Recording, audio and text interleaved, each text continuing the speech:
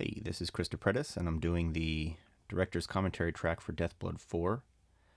This is being recorded July 17th, 2021. This is the 1-year anniversary of Death Blood's release to Prime. Alright, and I'm going to play the movie in 3, 2, 1. Movie starts with the opening trailers, and this kind of is meant to bring you into the world of Death Blood. Part of the idea of Death Blood being a sequel is that it kind of justifies the bad movie aspect of Death Blood. The deeper into a franchise you get, the quality tends to taper off. Here's my dad playing Dr. Norton in the original film. So I don't really, we don't really know what happens in the original movies. We didn't write anything out, but I think the idea is that Dr. Norton's creating a death blood virus that he's able to control people with. And then in the second film, there's more death blood people. You got this little critter that we named Winston. Made that out of a little stuffed animal. And of course, the Sarah Shane character, played by Stephanie Scribner, is supposed to be the original character. And the idea with Death Blood 4 is that we could no longer afford the original character. Here's first appearance of Chief Beef. We can no longer afford the original actress, and so we have to use her character's daughter. To the left right here is Alejandra doing my wife Alejandra doing the stand-in for the alien. There's going to be a number of different alien stand-ins throughout the movie. And Death Blood 3, Death Blood in Space. That's one of my... That audio voiceover is done by a guy named Doug out of Canada. Did a really great job. And then some of the opening neon sign shots of Pleasanton we got in the middle of the night, and brings us to Haps. This is Joanna Zakowski playing who will be the dead woman. She is actually the stepdaughter of Len LaFrisco, who plays Chief Beef. And she calls herself an Uber. So, part of the whole... there's a whole lot of reasons why we decided to make this movie, and we made it for $3,100. And so really, that just means that everybody worked for free. Everybody kind of got together and just did it for the love of making movies, but also for the experience. I think for the practice.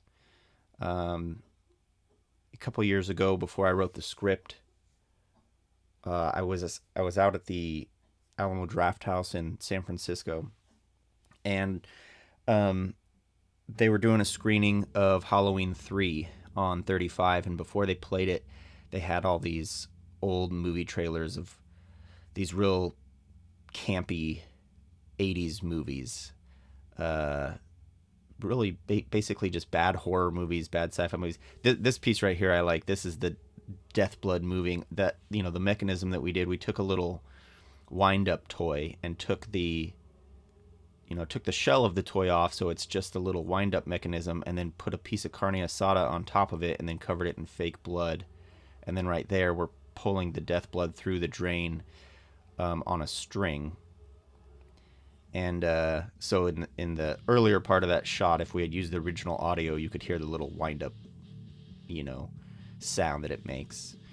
And then here's the opening credits. So anyway, I was watching this, watching Halloween 3 at the theater, and was sitting there and watching all these old movie trailers to these very corny 80s films.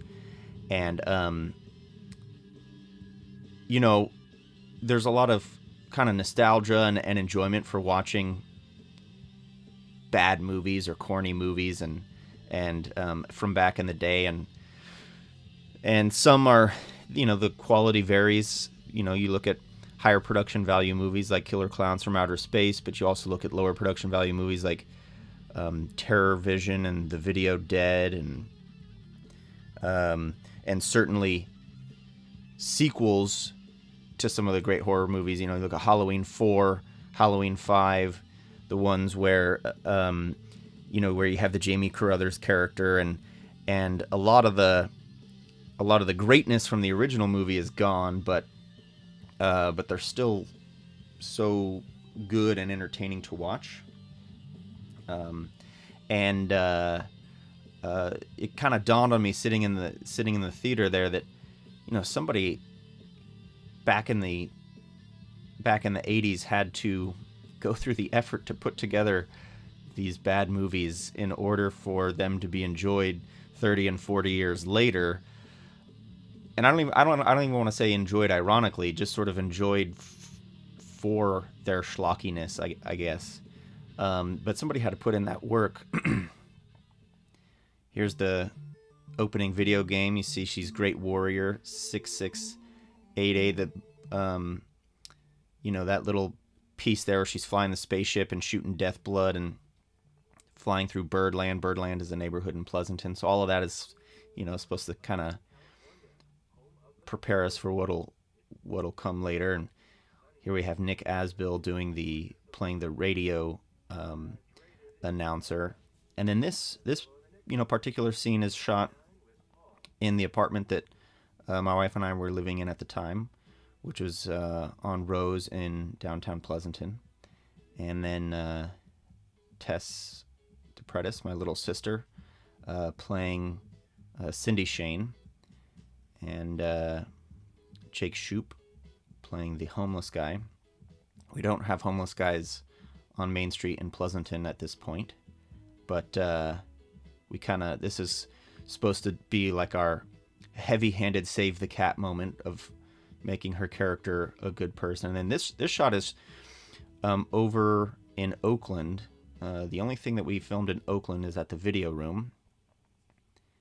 And here she goes into her video store. This is Tyler Bingham, friend and also boss that I do corporate video with. And this video store is really cool. There's obviously not a lot of video stores left. And, I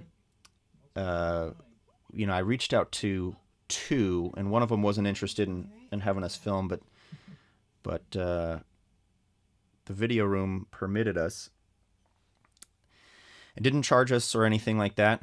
We had to get there early in the mornings on Saturday and Sunday and film before he opened. I think he opens at 11 or something like that. So we just got there at 5 or 6 and then filmed for a couple hours. Here's the intro of Sean Amaro. And, these two kind of have this friendship. It's definitely a cool, this is one of my favorite locations. It was a little difficult to shoot because next door there's a dry cleaner. And so they would turn on the, like the little track system that they have that moves all the clothes around the room. And so periodically we'd have to stop and wait for that audio to disappear. But the video room itself was very nice. It's basically 2 aisles just packed with DVDs. And as you see in this section, they are organized by director. And so it's just a cool, nerdy little place that was a whole, really, we were super lucky to get it. I was originally thinking that we were going to have to kind of fake a movie store and just use my own movie collection and kind of build it out in the studio. And it would have been a lot of effort, and it definitely would not have looked as cool as this, but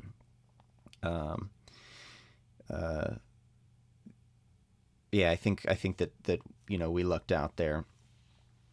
And then here we have this audio, that little music sting and different stuff like that. Actually, not this song, but most of all the composed music is by Jake Russo. This particular track is not. And then this is the pizza shop sequence. You saw that establishing shot was Gay 90s Pizza, but we did not film inside Gay 90s. Actually reached out to a lot of pizza places and got a lot of no's. It's hard to, it's hard to convince people that it's a good idea to have us come and film for free and have them shut down their place, and it's just a tough sell. So this is one of the 2 locations that we did have to pay for. This was a kitchen for rent called Elegant Brie, and so we we paid $300 or $350 to film in there for the day, and cover it as a pizza kitchen. And it actually, I think it's a great looking spot. When I was in high school, I worked at Papa Murphy's Pizza in Pleasanton, and actually looked a lot like this kitchen. And that was more or less that was more or less the pizza kitchen that I had in mind when I was setting this scene in the script. And then these shirts with the Bigfoot pizza design were designed by a friend of mine, Susan Bradley, who did a great job, and still have those shirts. Here's Ilya Lashinsky, who plays Scary Larry, and the idea is that he's the very two-dimensional, evil boss that the kids hate working for and everything like that. So, and then Courtney Glickman plays Vicky. I like that scene where she's hiding. Personal sausage, jalapeno, salami, extra pepperoni, and extra tomato sauce. Go. Cook it, box it, leave it on like that. And you. And we figure, he's about to get fired. All those fish are dead. Here's a shot of my apartment at the time. I still have all those plants, though. The plants survive. But no more fish. And my sister, again, who plays the hero and of the story. And I think that we, lucked out that her and Stephanie look enough alike that they could kind of be mother and daughter.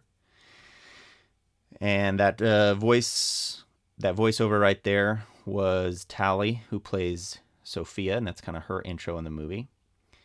And then we actually switched. This bathroom is actually at my mom's house, so a whole other bathroom. And because the apartment bathroom was actually the one where the dead woman died at the beginning of the movie. So here we introduced this little prop that's going to help connect us to her mom and everything. And then we get the news bit, and you'll notice that the graphic says KDB 10, but I think she says channel 3 or something like that. So those aren't consistent. And you'll see my own movies in the background there, but I guess it kind of makes sense. She works at a video store, so maybe she's a movie person.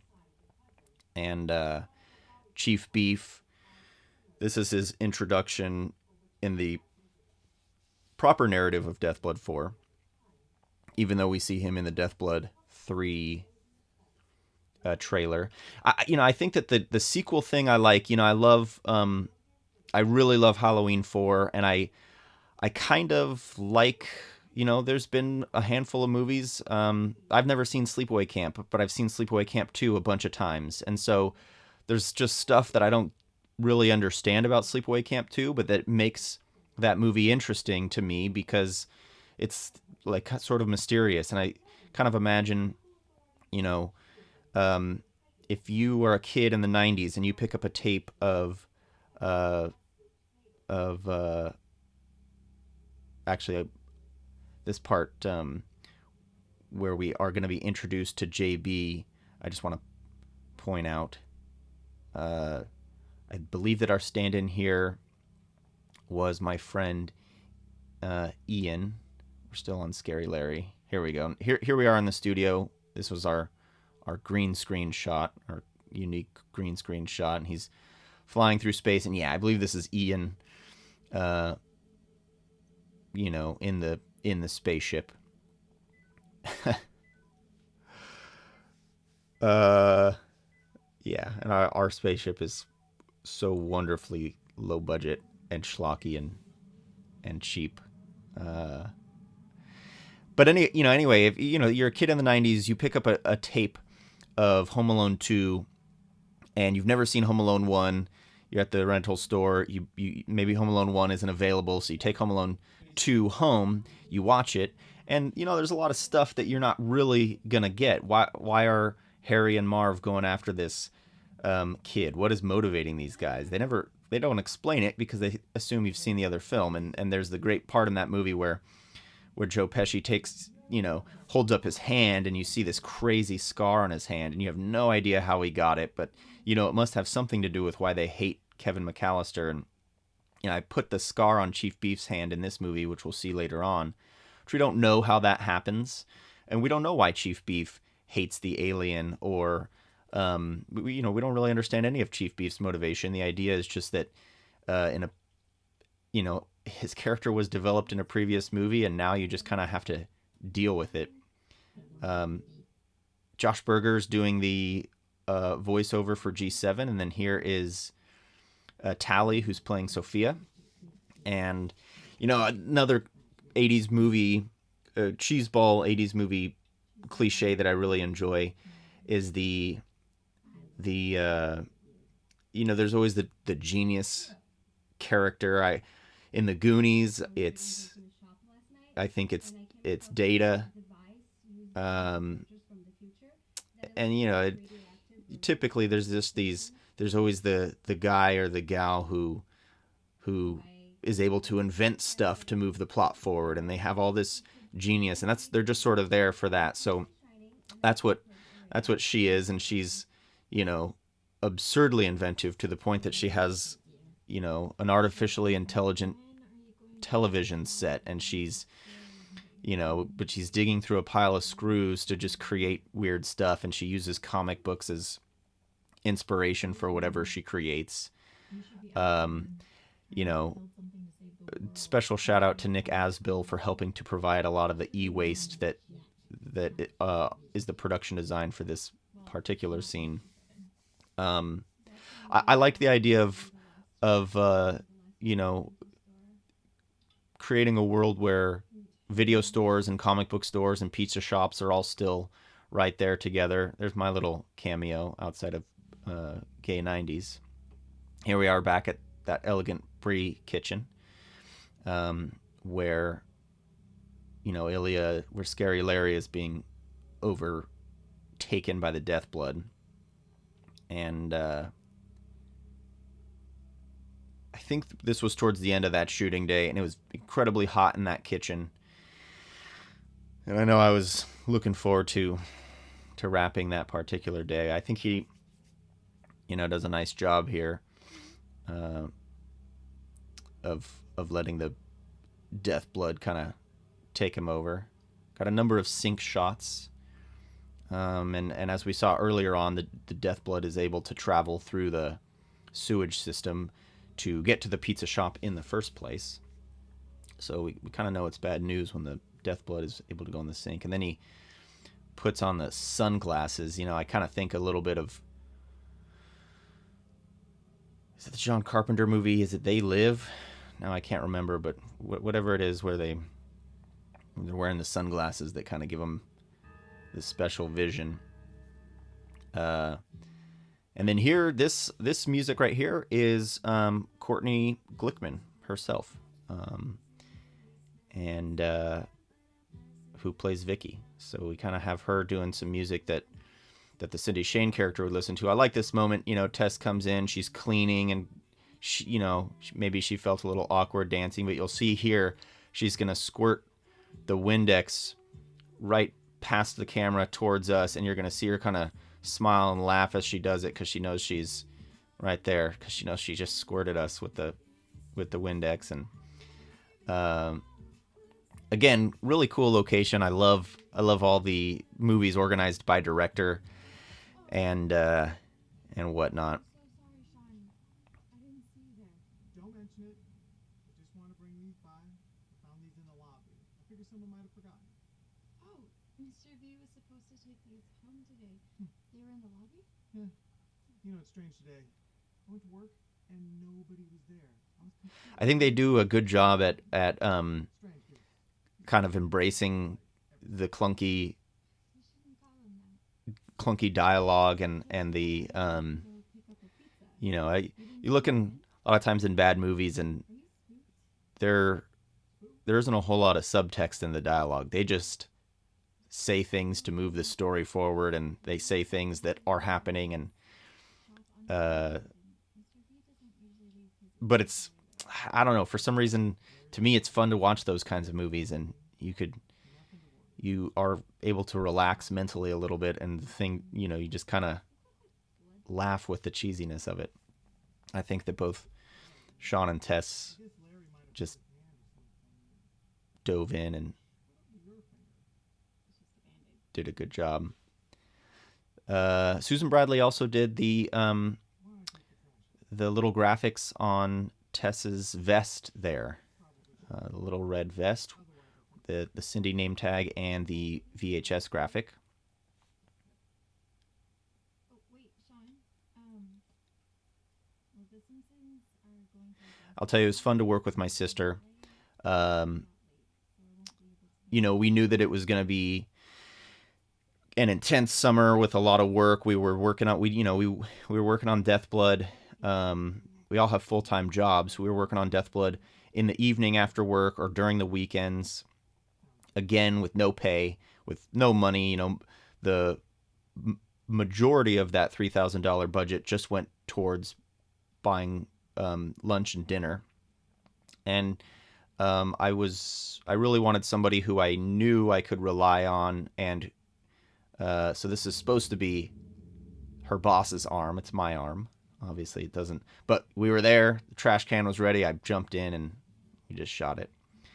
And then here is Chief Beef's, food eating scene where he's, we kind of introduce him as a kind of a gross guy, and we were originally going to do a taco shop there, but Len doesn't care for tacos, so we switched it to Italian, and we filmed this bit at Terra Mia in Livermore. They actually gave us this whole wing of the restaurant, which was cool. And then here's Veronica Torres, who plays the dispatch voiceover, and I think she did a nice job. And Chief Beef, delivered one of my favorite lines of his, was "Go for beef," and a lot of his script there is just written on that notebook. Len was a friend of mine from work, and was more than happy to jump into the movie, but doesn't have a lifetime of memorizing lines or anything like that, so we'd put the lines around the... But I think he's got such a great look with the mustache and the glasses and everything like that. He absolutely looks like the kind of sheriff or kind of detective kind of guy, the evil authority, I think, that you would see in those old movies. And then here's Wilcox, who I just think does a wonderful job playing the good cop. I think that his character has no idea what Chief Beef plans to do, or how evil Chief Beef is. And this location is Augustine Bernal Park, up in the Pleasanton Ridge area. And we shot one day there, one very long day, and it was earlier on in the shoot, and I really, this is the first movie I'm directing. I hadn't settled into a groove at this point, and so I overshot these earlier scenes, and then the later scenes with with Bigfoot, I had to rush, but that was all part of the learning experience. And then now she's discovered her boss's body in the dumpster, and so we actually have our assistant cameraman McCartney is playing the shoulder of the police officer. You know, we were already so limited on budget and on what we could do with wardrobe. You know, I didn't want to, I specifically avoided writing in any police uniforms. And so, you know, we just see like the black shoulder, but we don't ever see what this officer looks like. And there's also a line that was in the last scene where Chief Beef asks you know, where he asks Hawkins, where are the uniforms, referring to the uniformed officers, but also, you know, he's really saying, you know, he's also saying where are the uniforms, and that there's no police uniforms in the movie because, you know, we couldn't afford to go get good-looking police uniforms.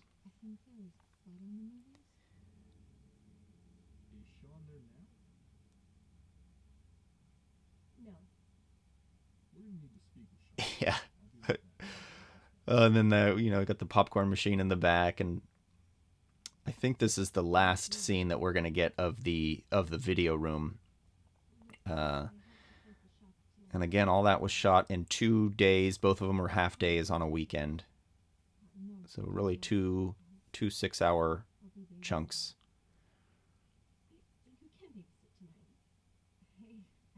And she, even though she's discovered her dead boss, she is still gonna go babysit.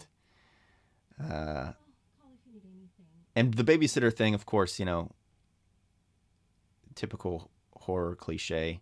And then this is one of one of Sophia's inventions, where she's created the pulse detector. And, you know, this will help the characters track when bad guys are coming. I don't even remember what all that stuff was, where that button comes from, or what all that gear was. But again, it's just all part of the fun of that kind of corny inventor stuff. Here we are back at the ridge, and we have a little bit of Bigfoot's breathing as he's looking at Chief Beef, and so this is really kind of the first time that we really get to know that Bigfoot is there, even though the radio has already announced, you know, described Pleasanton as home of the Bigfoot, and the pizza shop has Bigfoot as the logo. So the idea is like the town sort of plays it up that Bigfoot might live up in the hills, but this is the first time that we really know for sure that he's there. And then, of course, you know, no budget for creating a spaceship, so there's an invisible spaceship that he throws a rock at, and you know, I like the way this scene cuts together. He kind of taps the spaceship in the force field. At this point in the day, this was July in the East Bay area. It was hot. It was very hot, and you know, both these guys are suited up. And Len, he's got the glove on. He's got the full trench coat. Neither of these guys ever complained. And then he finds Bigfoot's hair, and he starts to think, oh man, maybe Bigfoot is around here. And then here's Night of the Living Dead, public domain, so everybody puts it in their movies. And I chose this scene for Cindy to be watching because a similar thing is about to happen to her, where somebody's about to break into the home that she's in. And she's actually, so now she's at my folks' house watching TV, and there is no TV in front of her. She's actually facing another couch, so with a light. So here we go, and we turn off the light. And she is babysitting two boys whose characters are named James and Jonah, who are named after my two nephews. Right here, this is Billy Higgins, our editor, who is standing in for JB. And she brings out the pulse detector, and Signal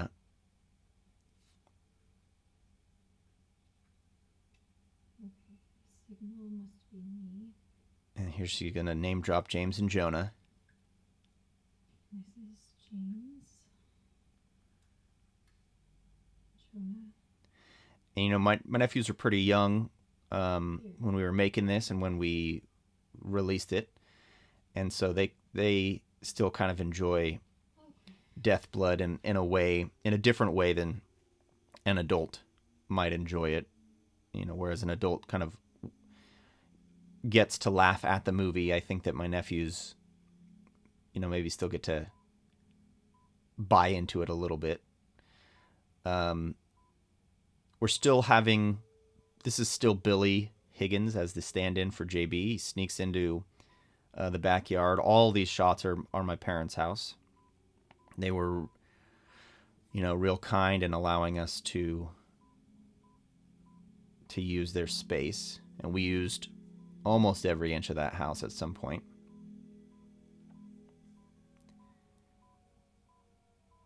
And this cool, creepy music is, again, Jake Russo and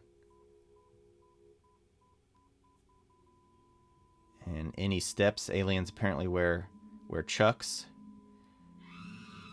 And then he humanizes. And then this right here is my buddy Iggy, who does the stand-in and then does the actual transformation. And then we cut to, this is my dad's Mini Cooper, and then we're at the old Pleasanton gas station. That's my lifelong friend Jake Borman, who's the driver of that car. That, you know, Scary Larry is just consumed by the Deathblood, and he's just going around killing people for some reason.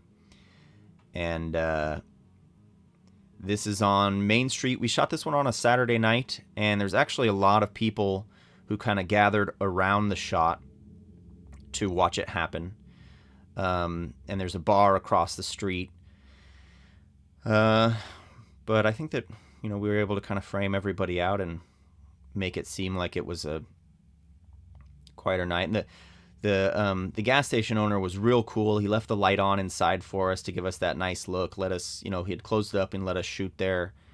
No problem. Just a real nice guy. And I'm glad that Deathblood is able to document the existence of this gas station in case it's ever taken out in the future, because it is a really cool looking place.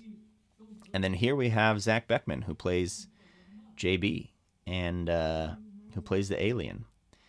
And you know, I kind of see his character as the guide, as the Obi-Wan Kenobi character to Cindy's hero.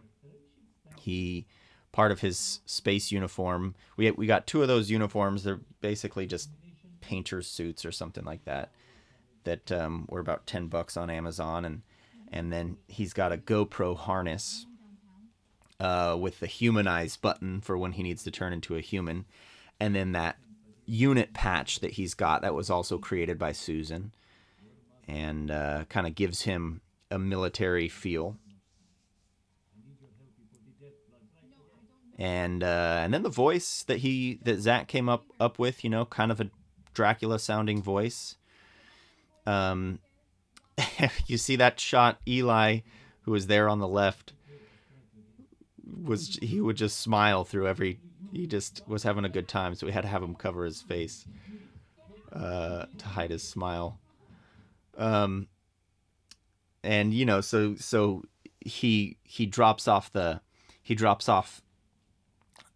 necklace, and you'll see on the floor there's popcorn all over the place, because we did have another shot that we cut where she actually swings her bat and knocks the popcorn and kind of like hits the popcorn at him. But it didn't really make sense, so we cut it. Not that Deathblood has to make a whole lot of sense or anything like that, but it just didn't cut right. And then here we get to this little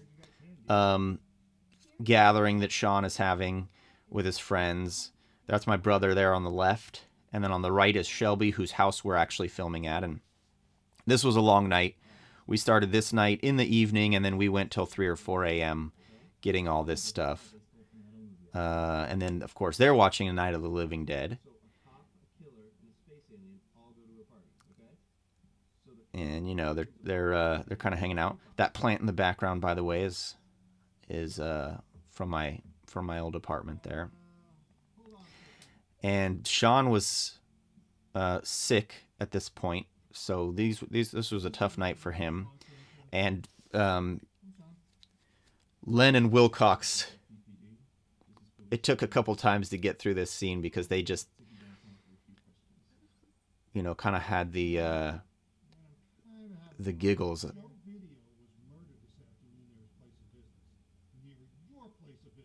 All of this is still Shelby's house. Still Shelby's. She had really kind roommates too, because there was like a number of girls living in that house, and they just let us take it over a couple times and shoot there. So now he's going to the police station and leaving his friends at the party. And Chief Beef's Impala, which is my wife's car. And then right here, Scary Larry. We did not have my dad's car this night, so Scary Larry's just sitting in a chair. And then he turns over, and then we cut to this shot, and this was a different night, and now we did have my dad's car.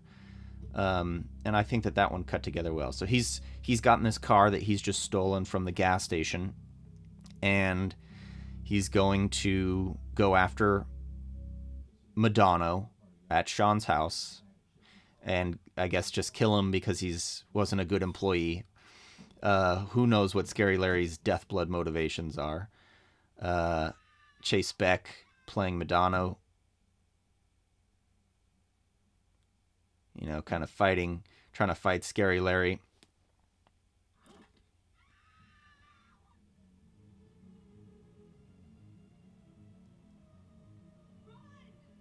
And then all the characters get out of there, and then we hold on, this Night of the Living Dead scene where blood is going all over the screen, and then we cut back to G7, who is asleep until Cindy gets home from her weird night of babysitting. And G7's practical. We connected. He was connected to a laptop, and basically the TV was made to be a second monitor for the laptop, and we made an After Effects project with a pair of eyeballs, and then set the eyeballs into the TV, and then controlled their movement from a laptop in the kitchen. So all of that was kind of done right there in the moment, which was cool. Although we did tweak the mouth and kind of fix that up a little bit because that was tough to time out. And then these little rocks. This is how she's gonna know that it's okay to trust this alien who scared her earlier. And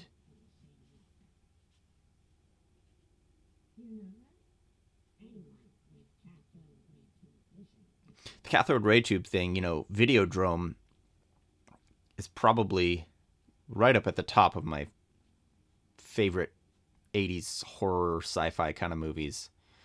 And they talk about the cathode ray tube and its influence on people in Videodrome. So definitely that line is for that movie. And that's a great film. That is, I think that Videodrome, goes beyond being schlocky, but that's where that's coming from. Now this is Sean's bedroom, and this is back at my parents' house actually, and this is on the second floor. So you're gonna see that JB the alien comes creeping in through the window, but this shot right here where he's actually outside, we had him creep in through a first floor window in the dining room. And then we cut to right here. So he never actually had to go out, onto the roof or anything like that. On a movie this, we didn't have safety measures. We didn't have stunt people. We didn't have anything like that. So we just tried as best we could to avoid anything that was unsafe, like putting people on roofs. Darwin, who co-produced it with me and who's the director of photography, and I would just laugh at how dirty the Impala was throughout shooting this movie. Bird poop all over it and everything. Then he comes home. His party's totally been ruined. But Scary Larry's still there. And then the cops come in to stop Scary Larry, but not before JB can shock him. His little shock device is just the innards of a blow dryer placed onto a screwdriver and then spray painted silver. This is Police Chief Beef. We're coming in. JB knows better than to mess with Chief Beef, so he kind of sneaks out. And I like this little moment where we see that.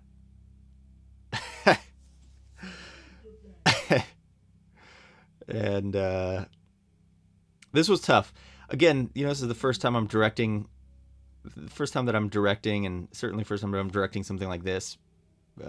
And blocking this particular scene out was hard.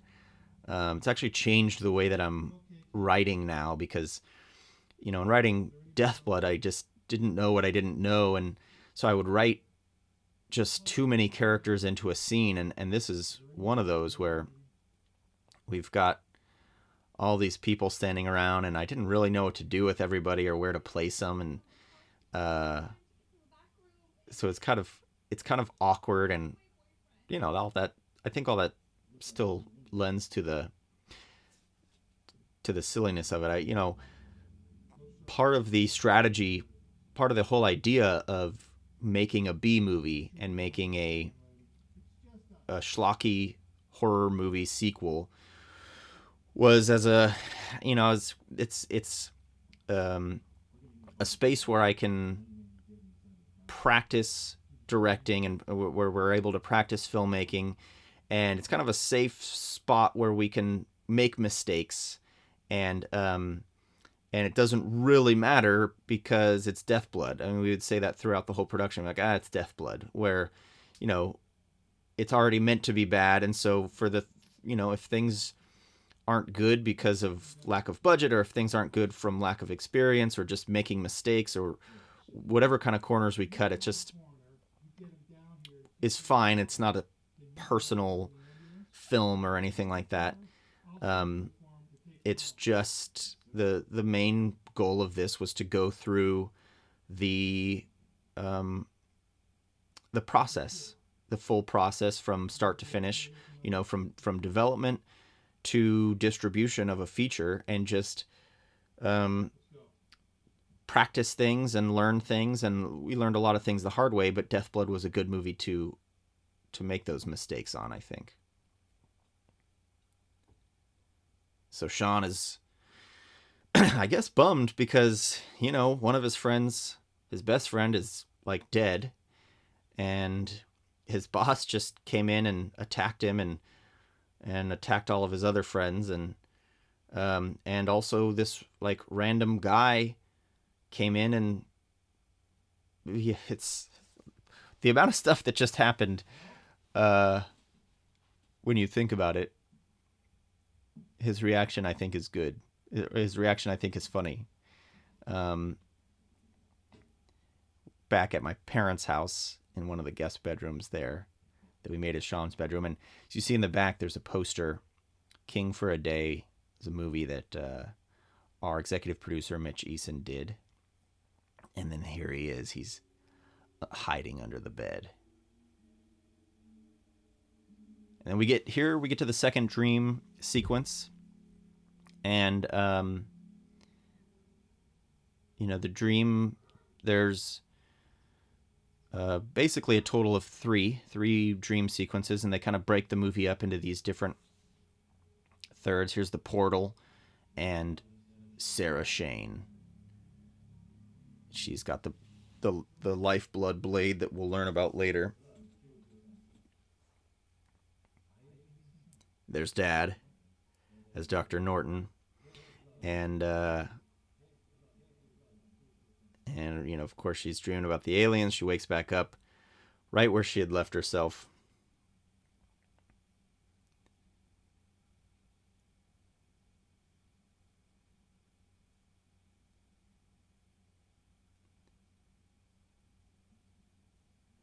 So with cell phones, I think that obviously cell phones,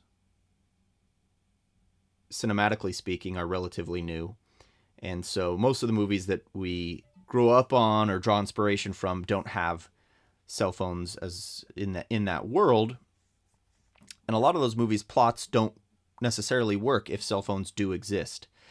And so I think that today you see that a lot of times filmmakers will try to get around the cell phone by just setting their movie in the woods or something, and then there's no service, and then they could kind of tell the narrative traditionally without having to worry about how a cell phone affects the plot. But we didn't do that here. In this case, I tried to keep the characters using their phones all the time.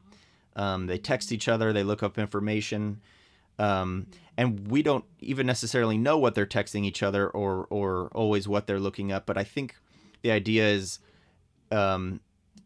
you figure the audience just knows, okay, you could use a phone to do stuff, and certain things don't have to be explained. So here he's drinking the Windex, which is blue Gatorade or blue Powerade or something, of course. And we're back in Shelby's house, Shelby's kitchen. So this is the earlier part of that long night. You'll notice across the film that Zach's, we shot this, it took 27 days of principal photography. But over the course of 3 months, we started shooting in the middle of June, promised everybody that we would be done before September, and we wrapped at like 3 a.m. on September 1st, August 31st, or whatever it is, and at the very end of August. So it spanned for about 3 months. So you'll notice Zach's hair changes in length throughout the film. Here, it's a bit longer and shaggier than it is in other scenes. Who is she? Who calls you JB? One of your people, Sarah Shane. You know Sarah Shane. I'll tell you this too, in writing the script, and I listened to the dialogue and everything, and it kind of helped me as a writer, because prior to this, I would sit down and I would try to write something good, and then when I couldn't, I would get frustrated and then not write, and it was kind of a roadblock, because you don't want to write poorly, but it takes practice before you could write well, and so when I sat down to write Deathblood, I just thought, hey, I'm just going to write a bad movie. I'm just going to write bad dialogue and, cliche characters and cliche storylines and all of that kind of stuff. And this way I don't have an excuse for not writing, because it's supposed to be bad. And it was actually kind of freeing, because I don't know if I could write something that is good, but it is nice to know that at least I can write something that is bad, which sounds weird, but it's better than not writing anything at all, I guess.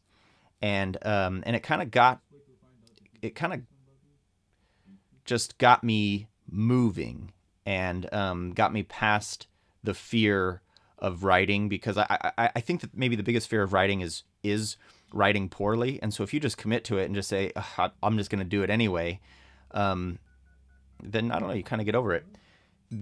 Chief Beef's office this is my dad's CPA firm. So this is his personal office right there. That's my dad's desk. No, I don't want the prison medic with them. No, not until I had a chance to talk to him. And Len provided that TV remote that is like the Deathblood control remote. And Len actually provided all of his own wardrobe. He went out and bought his trench coat and the gloves and everything. He was really super motivated about making this movie. And just everywhere we turned, he was doing things that, he has an associate producer credit, because he was doing things. He found locations. he was doing anything he could to make this movie happen. Here we are back at my apartment. But this time she trusts the alien because he gave her a necklace.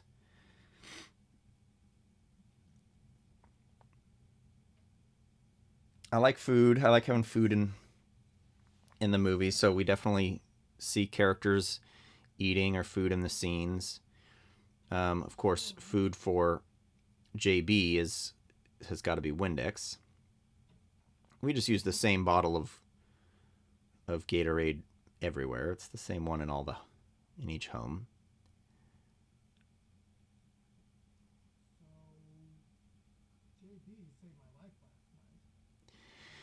And in this, this part of the movie, this puts us at about halfway through, the halfway point, and to me, this is, the roughest part where it is 2 exposition scenes that were originally back to back, but Billy intercut them, which I think helps.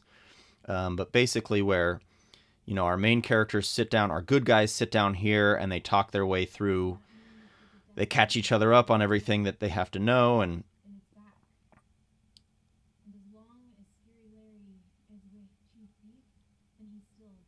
and then on the other end, the other end of, right here, this is what I'm talking about with the cell phone. Apparently whatever she's looking up is what the audience would have already known from the previous 3 films, and that we don't want to hear her recap. But now, because she's looked it up on her phone and passed it to Sean, now they know everything that's happened in the last 3 films, I guess, and can basically be caught up to where the audience is. Of course, there isn't anything to know, in fact, and so, but none of it really matters. I mean, they just need to go stop the death blood. So all the backstory and I think a lot of the motivation and stuff really doesn't matter that much. We just want to see, when you put in a science fiction movie, you just want to see the special effects and the aliens and all of that. When you put in a horror movie, I think you just want to see the blood. Of course, Death Blood is not a particularly bloody movie for its title, but... And then here's the other end of the intercut sequence. Again, a uniformed officer brushes the frame, but we don't actually see the uniform.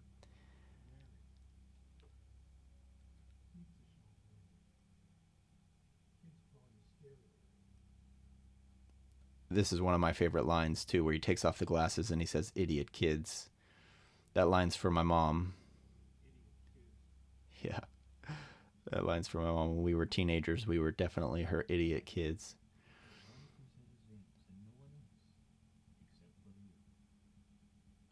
Yeah, now she learns about the lifeblood and why she's special and why she's the one. And, there's a million movies, whether it's Luke Skywalker or Neo from The Matrix or, whoever. The main character is always, for some reason, the unique person who's able to accomplish the mission.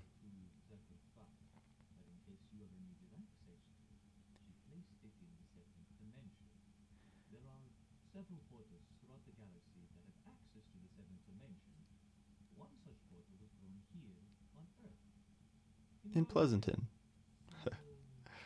Yeah. I grew up in Pleasanton. Went to elementary school, middle school, high school, all in Pleasanton.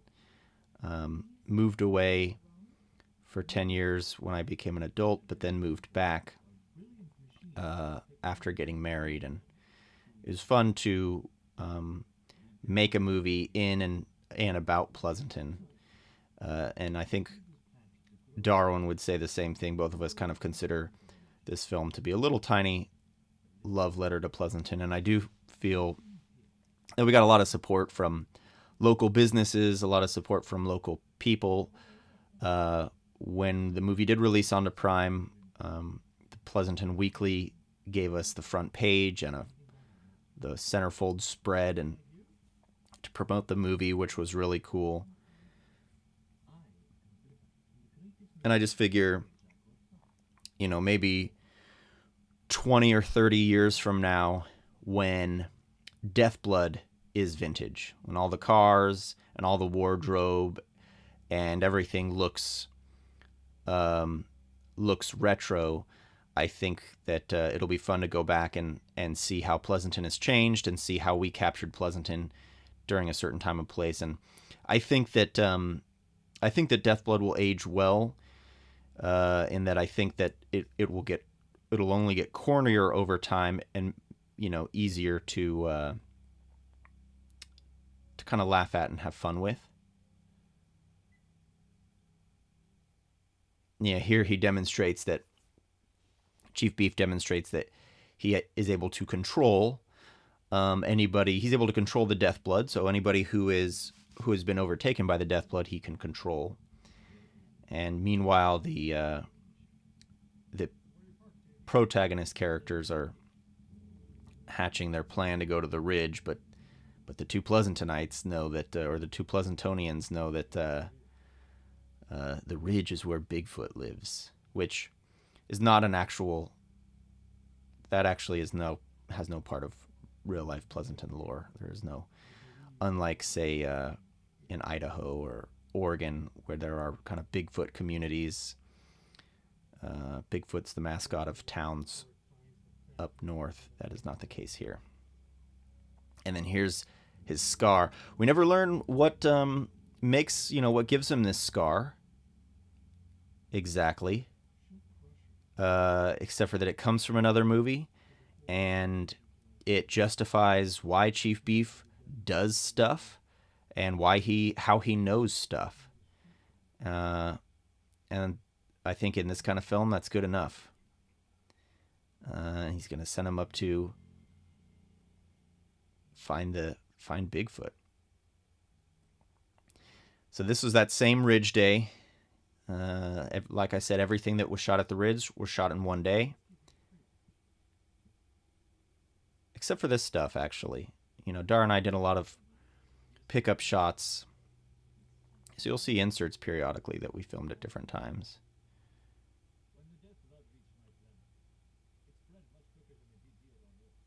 And this was actually tough. We didn't have a steady cam. We didn't have a dolly. So, Darwin's holding the big camera and trying to walk backwards on this uphill trail. It's all rocky and everything like that. So it's actually hard to do this with really almost no crew and very limited equipment.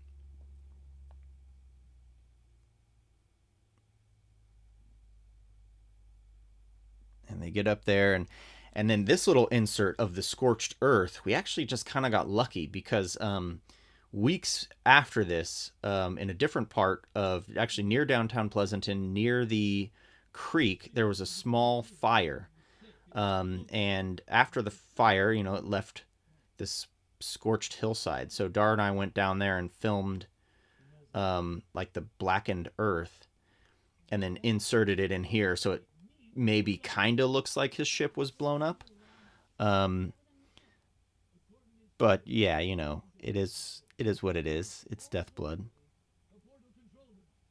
And this was the last thing that we shot that day. You could see the light has gone down. This was actually nice because, the weather had cooled off, but we also were low on time, and we really were committed to ending our days on time and not holding people beyond their commitment, beyond our commitment, what we had committed to. So we were trying to get them out. So we recorded this, I think, one shot in the wide, and then everybody got, each of the three people got one take in a close-up, and each one of them knocked out their close-up. That was it. We got one close-up shot, and that was it. Right here you'll see JB's zipper is unzipped. You see his pink shirt underneath. Dar and I laugh about that. And then this is one of my favorite Deathblood moments. They're kind of chased by Bigfoot, sort of, but not for long. And then Sean hurts himself. We did a couple takes, and in this take, Tess starts to limp as they're walking away, and Tess is limping for some reason.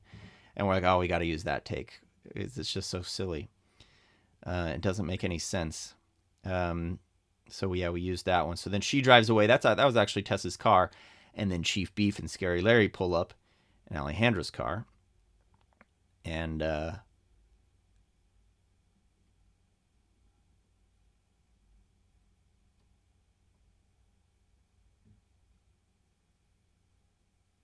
this is another one of my favorite lines of the movie. Go spread your seed, Pizza Man. It was good. Len did a great job delivering those little short, super corny lines. He just played them straight, and we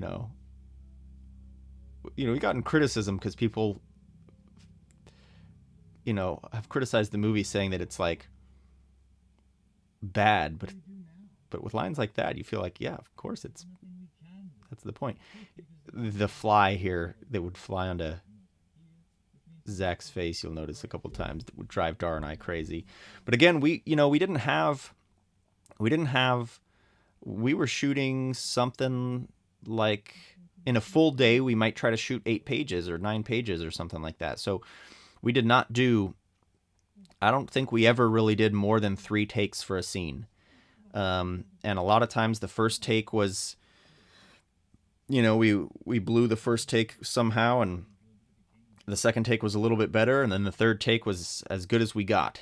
And, between sound and picture and performance, we kind of just took the best that we could get in 3 takes because we had to move on. If we tried to do any more than that, it would have taken more days, and we really just couldn't ask for that from people who were working for free. Even though everybody was so cool and everybody was so willing to help out, it was important to us to stick to a schedule and make our schedule. Here's Dar and I in our little co-cameo there at King Kong Comics, and where Sophia works. And King Kong Comics, owned and operated by my friend KK, is a great spot. We spent a good amount of time there, not making the movie, but spent an evening there making the movie, and that was a lot of fun. Then we get into the montage. I think Jake did a nice job with this music, where Sean is going to all of his like DoorDash delivery friends or whatever, asking if anybody delivers Windex to a place. And then Sophia's working on the portal thing. Here's my buddy Tom Baker. You got the dairy in the background there. Dry ice is what's creating the smoke in this portal device machine. G7's crying. My friends Chris and Irene. This was in Dublin, at a park in Dublin. And she's, reading comic books, probably X-Men comic books, because that's mostly what I have. Trying to figure out how to do this. This is Dar's favorite shot. The Veterans Hall on Main Street in Pleasanton. And they get the device working, and then think that Sean finds success when he gets to the bowling alley, where he meets my brother, who's bandaged up from his night against Scary Larry. And this is Earl Anthony's bowling alley in Dublin, and we were permitted to shoot there in exchange for taking some photos of the food for their menu. And then here's the exterior of my parents' house, which we've seen at night as the exterior of the Simpson home, but now it's also playing the exterior in the day of the Portal Guardians home. And the Portal Guardian is another alien of the same species as JB, but he is from a different country. I figure they're kind of like the U.S. and China, or the U.S. and Russia, 2 superpowers from Zachor 5, but the citizens don't necessarily care for each other all the time. And then this is buddy of mine, Gabe Castro, who's actually the film professor Livermore High, jumped in to play the Portal Guardian. He's carrying my dad's shotgun.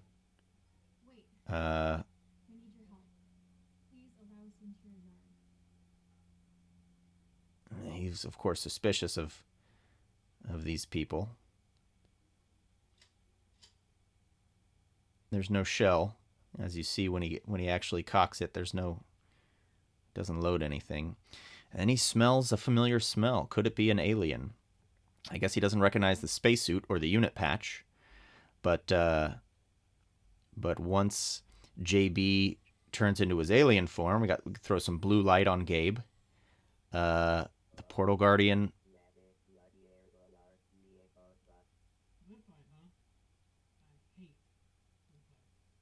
Then the Portal Guardian knows that it's all right to let these guys in, even though he's racist against Bliffites, and even though Bliffites are racist against the Blinese. They know they have to work together. And this is the first time that Sophia has seen him in his alien form, so she's kind of freaked out.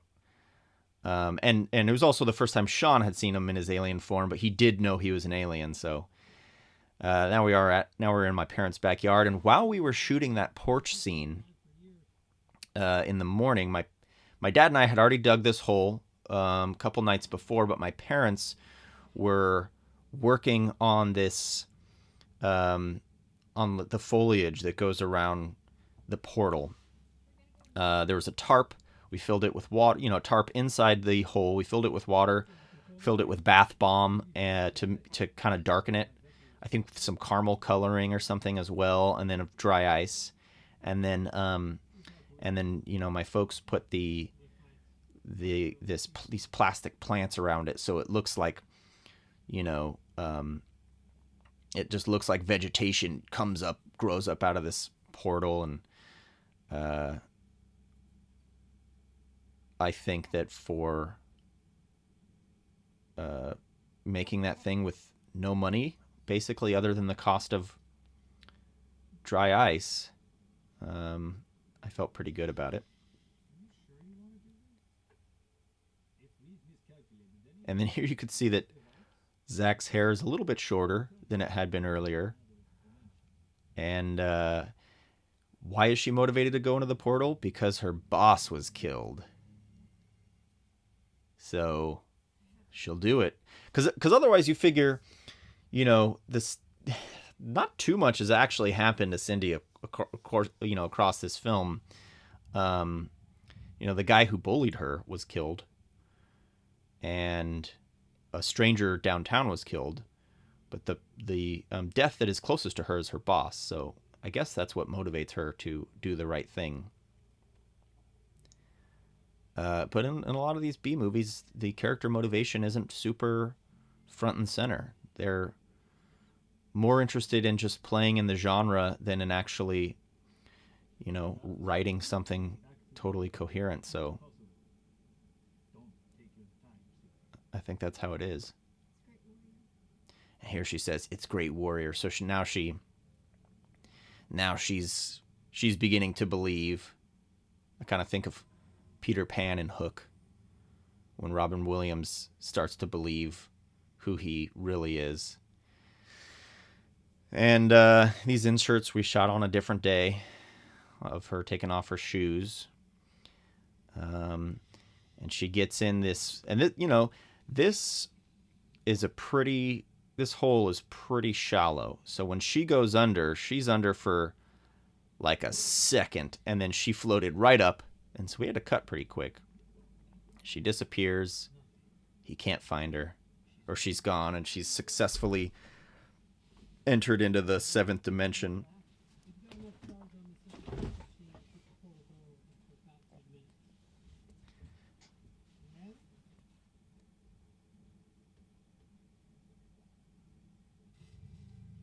And we did a lot of Bigfoot we just did in the POV, kind of like with Evil Dead. Although we don't go anywhere near as dark as Evil Dead. He cuts his hand open so that he could spread the death blood. And then that scene was tough. I did not I did not know how to shoot that scene. I did not know how to cover it. I did not know how to block it. The scene of Scary Larry and Bigfoot. Scary Larry transferring the death blood to Bigfoot. So intercutting it with this and actually just cutting most of it out probably helped.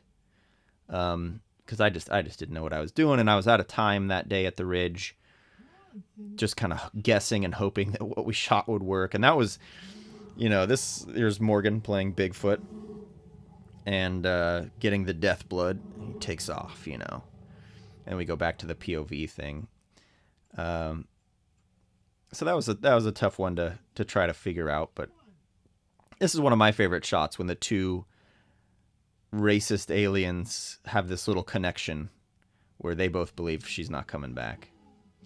But then she comes back, and Jake wrote us kind of some Super Mario music, but also this shot right here, I'm thinking Princess Bride, when Inigo Montoya is using his sword to try to find the pit of despair.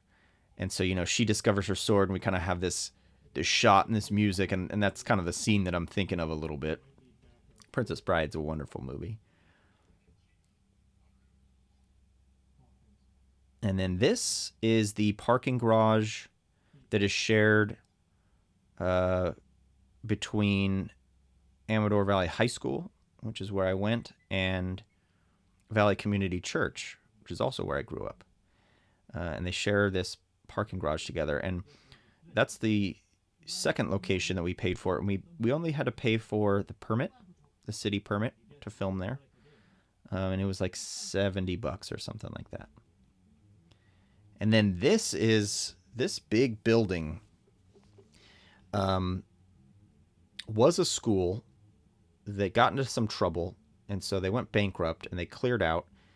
And so it's this empty corporate building with the only occupant was Mitch, my executive producer, who operates video studio there, who had started that operation while the school was there. And so we actually had the run of that whole entire corporate building because it was just empty, minus for the studio that we had. So that was cool. That was a great, to have that much space, especially in the Tri-Valley in the Bay Area, is just pretty unheard of. Now, each of these three characters is going to address her blood loss, starting with Tally, starting with Sophia. So Sophia notices it. The point of the lifeblood blade is that it pulls the blood out of her and coats the blade so that when she fights the death blood, they mix and the lifeblood defeats the death blood. But obviously it does cause you to bleed out if you wear it too long. And so her friends are going to notice her sacrifice over the course of the climax here. You can see outside it's nighttime now. When we shot that previous scene, it was dusk. So we actually shot these two moments 20 minutes apart, an hour apart. There wasn't that much space, but the light certainly left. If Biff didn't have the remote, could Scary Larry be defeated more easily? The remote gives the targeted influence. And these poor guys, I wrote this dialogue like the day before because we kind of adjusted the climax a little bit from how it was originally written. To kind of give the characters better roles in the end. But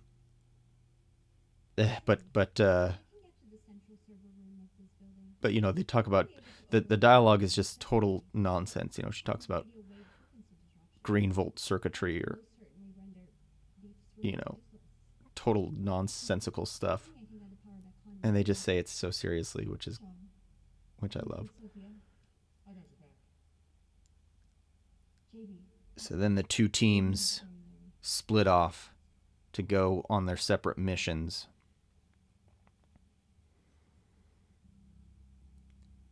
And if you look in the back right, you can see Amador Valley. I don't know if it's the band or if it's the football team practicing back there, while Hawkins is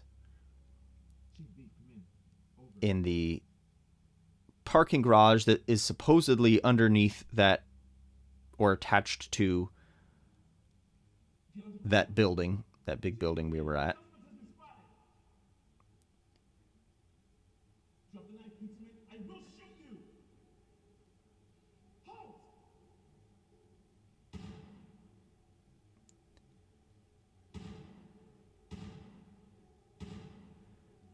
Halt.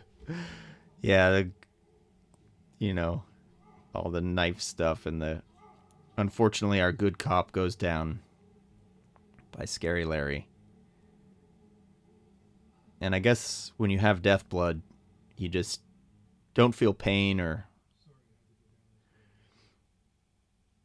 Chief Beef, who's kind of the puppet master, is watching everything from the distance. I love that. Len and I quote that all the time. Perfect.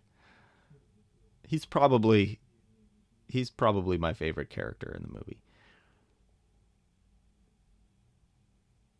I think everybody does a nice job, but Len's character is just so corny. I just love it. And here they are to go turn on the power.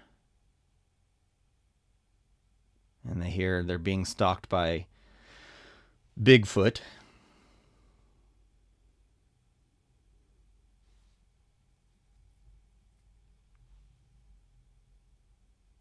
All of this is in that building, all the space that we had to shoot.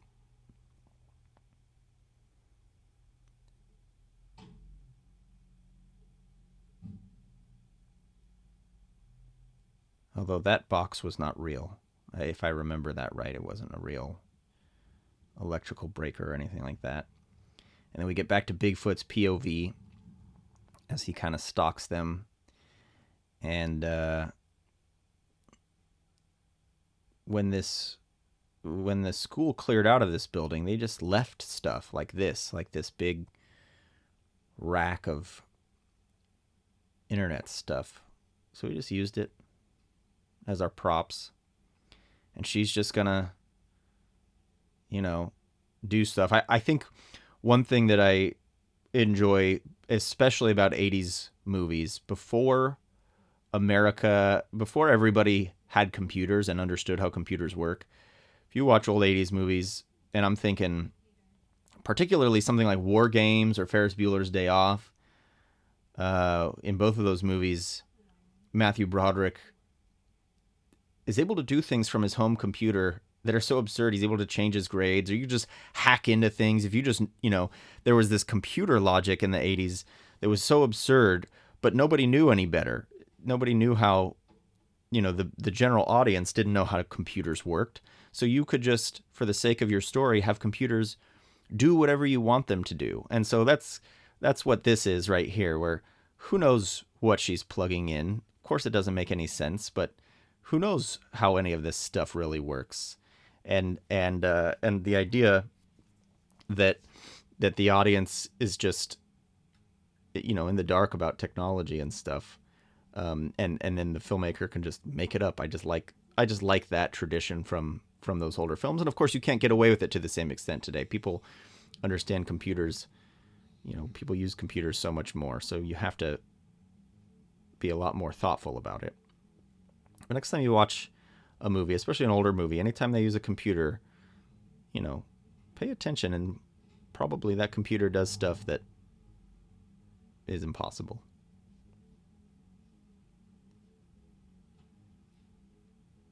And now she's got her own pulse detector, which is the same prop, same pulse detector. And, she's going to, her goal here is to disrupt Chief Beef's remote, but she's not going to accomplish it because Bigfoot is going to come in and kill her first. And this we were shooting, this was 3 a.m. one night. We were incredibly tired. And Bigfoot's costume, we took a long sleeve shirt and then just bought a bunch of hair extensions and safety pinned them onto the shirt, so it creates the shaggy look. But it was not well put together. I did it myself. It was not well put together. Wardrobe design, costume design is certainly not my strength. And so I try to shoot as little of Bigfoot's costume as possible. But you get to see bits of it. And then, he, of course, being an alien, doesn't know how guns work. So she's got to teach him how to hold a gun. But he is a soldier, so he presumably he could figure out weapons. Then he's got his wrist locator. We've only had to see the interface on that thing once. And then after that, it just creates an excuse for him to know what to do next, where to go. And then this is JB's moment where he points out that she's bleeding out. And it's an important part of the character to me that she isn't killed in the end, but that she allows herself to die in saving everybody else. And so it's important that the audience knows that she's dying because she's choosing to fight, but not because she loses a fight. Simply because she's choosing to fight. And Chief Beef's got his sword. And, he's got dynamite in his trunk. He's got his gun. He's got a sword. He just has all this random weaponry. Maybe that would have been explained in Death Blood 3. Who knows? But I think it's just funny that this cop has all this random stuff. And this is another one of my favorite little moments when he kills JB. Oh. And JB's got the green blood, and his hair is very long. You see Zach's hair is very long at this point. Welcome to Earth. And he cuts off his head. That is the sound of a cabbage or lettuce or something being cut. And then Bigfoot. And those are Morgan's real dreadlocks. And he kind of stabs Bigfoot to save Sophia, but probably, well, definitely too late. And then this is another favorite line.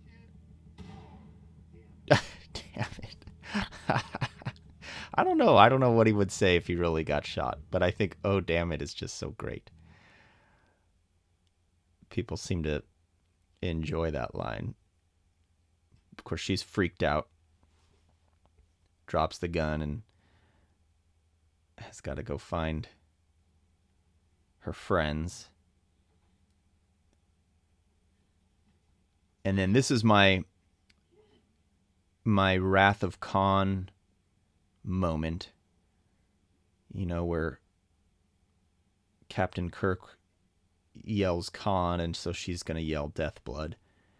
And I also like Sophia's line here, Death Blood, Bigfoot, because it's, it appears to be kind of this emotional moment where she's dying, but the line is Death Blood, Bigfoot, which those words together are just so funny to me. I think that both Sean and Tess do a good job, being sad and devastated. And I think to me, it's funnier if they play it straight. If they feel like they're in on the joke, then it's not as funny to me. But if they're playing it straight, then to me it's easier to laugh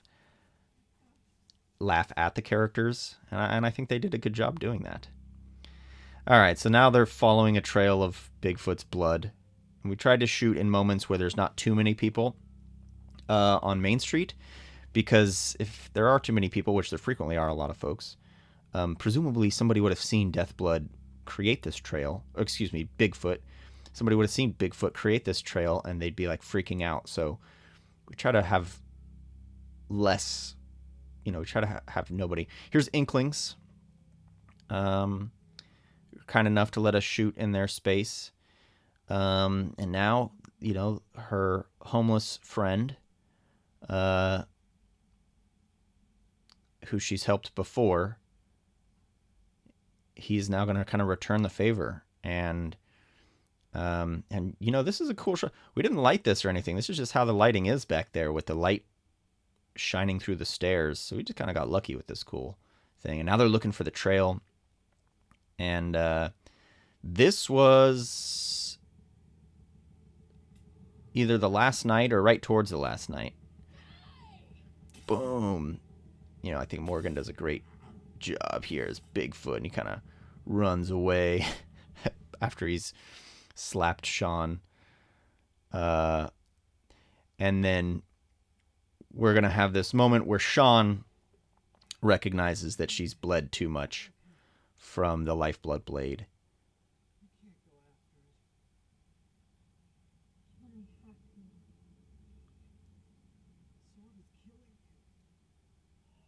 Again, it's important.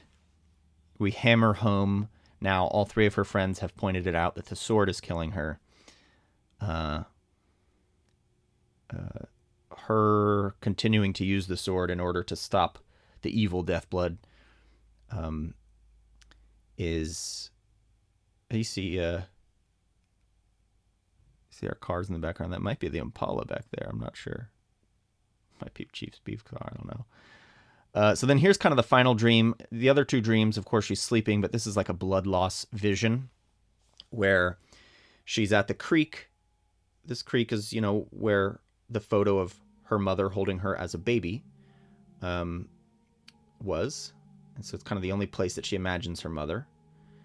And then her mother comes to her in this little blood loss vision to give her the strength. It's kind of, she remembers her mother at the age that she last saw her mother when she was a baby. Of course, the two women are basically the same age right there, but and then here's the dairy. This is another one of my favorite locations of the whole movie, just because the dairy is such an iconic Pleasanton spot. And the folks are real cool there to allow us to shoot and film there after hours. He cuts off Bigfoot's hand. And then this is also, I'm thinking, Princess Bride. If you remember when Wesley is stabbing the ROUS to death and just kind of gives him a bunch of stabs while he's all beat up in the fire swamp. I kind of think of that scene. Not to compare this to The Princess Bride or anything like that too much. But was definitely raised on that movie and certainly inspired by it a lot. Great 80s movie. And now she's dead. And she's died because she's bled out from the sword. A wide shot of the dairy, which I think is a really beautiful shot. And Chief Beef, who's been shot, but he's coming up on him.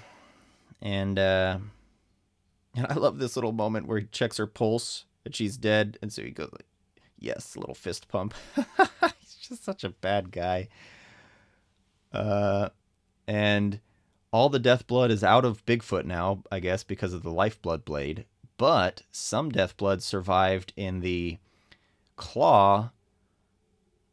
And who knows what the logic is behind that. Also, who cares what the logic is behind that? It's just fun if the series kind of gets to keep on going. And when you look at any horror series, whether it's Halloween or Nightmare on Elm Street or Hellraiser or whatever, each movie seems to kind of end, but then some logic in the next film permits the franchise to continue going. And the deeper you get into the franchise, the more the more that you're prepared to get that nothing's going to end. And then here, just like the movie opened with the neon signs downtown, we kind of close with the neon signs downtown. We kind of back out the same way that we came in. And then we fade to black and come back in for our epilogue. And, we're back with the news, and he's going to learn, I like this news recap because the news anchor woman so casually points out how, among the dead bodies, there's an alien and Bigfoot and, all this crazy stuff. And it's just kind of the world of the town. And it's just sort of normal enough to them. And again, it's a place where talking TVs exist and whatnot. So things aren't that. And where video stores still exist alongside comic book shops and pizza shops and everything. So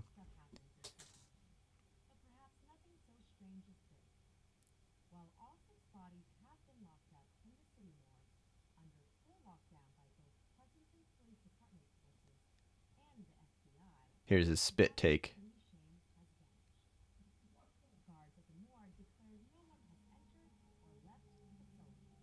because she has been, Cindy Shane has been maybe resurrected by alien technology thanks to her mother or something, but she is not gone, in fact. And how can she be gone? There's got to be more Death Blood movies. We're not done squeezing money out of the franchise. And so they always have to have some reason why. So I like this. Sean kind of retraces the steps that Cindy took at the beginning of the film, and he's picked up her good work. So now he is feeding the homeless, and her, even though she is gone, the good person she was continues. Her good work continues. And Sean's got a haircut at this point, because this is some days after the events that we've seen. And he looks to the skies, always wondering if he'll see his friend again.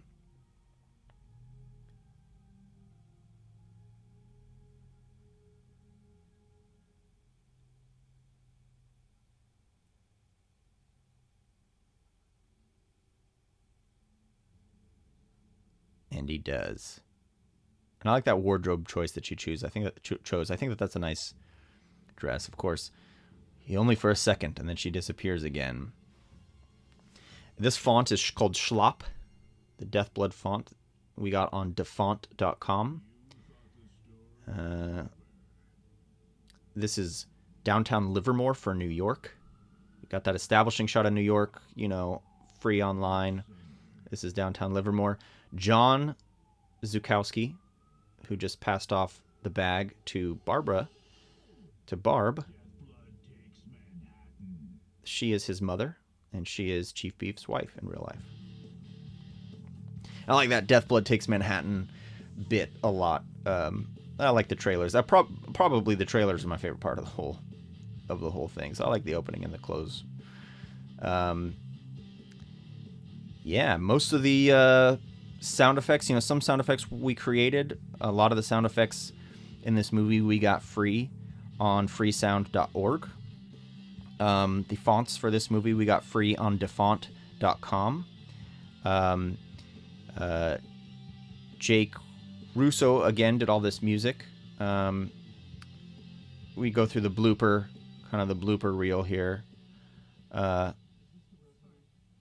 But we just had to use our resources, our limited, we had to use what we could. And,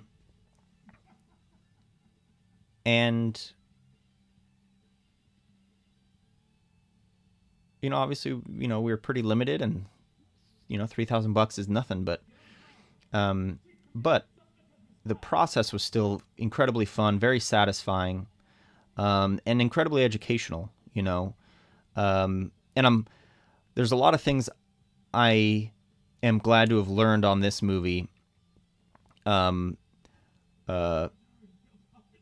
opposed to spending tons of money, but then learning the same lessons, and maybe wasting a lot more money, if that makes sense. There's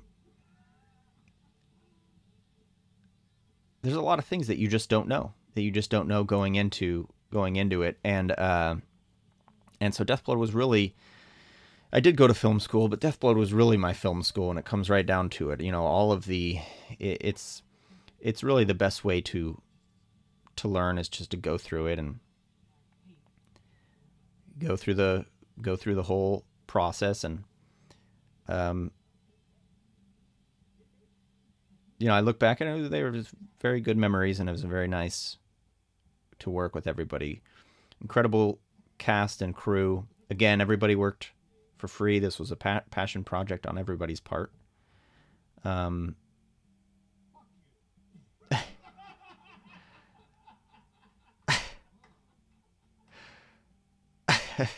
Yeah.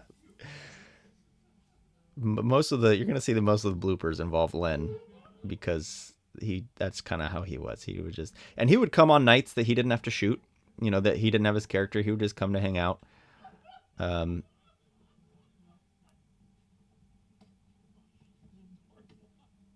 Yeah, we did have We did have a good night. We did have a good time. It was a long, it was a long summer. It was very tiring, and it is much better if you could make a movie with money. It is much better to.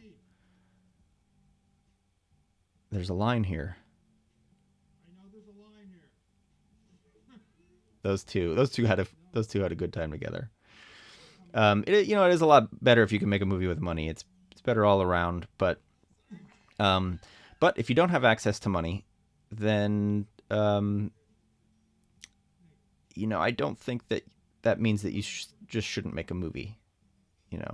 You really won't be able to necessarily control the kind of access that you have to, especially large amounts of money. But you could still make a movie. And today, equipment is so inexpensive and available, and great editing software, and there are so many people who are willing to, who are passionate about this kind of thing, and who are just willing to do it for fun. So I encourage. I think it's better to do.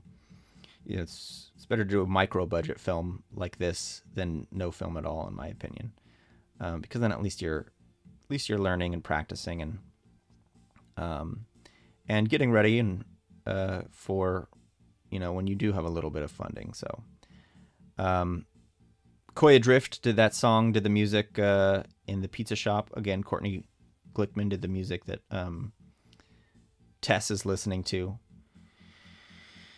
And that's it. Thank you guys for listening. It was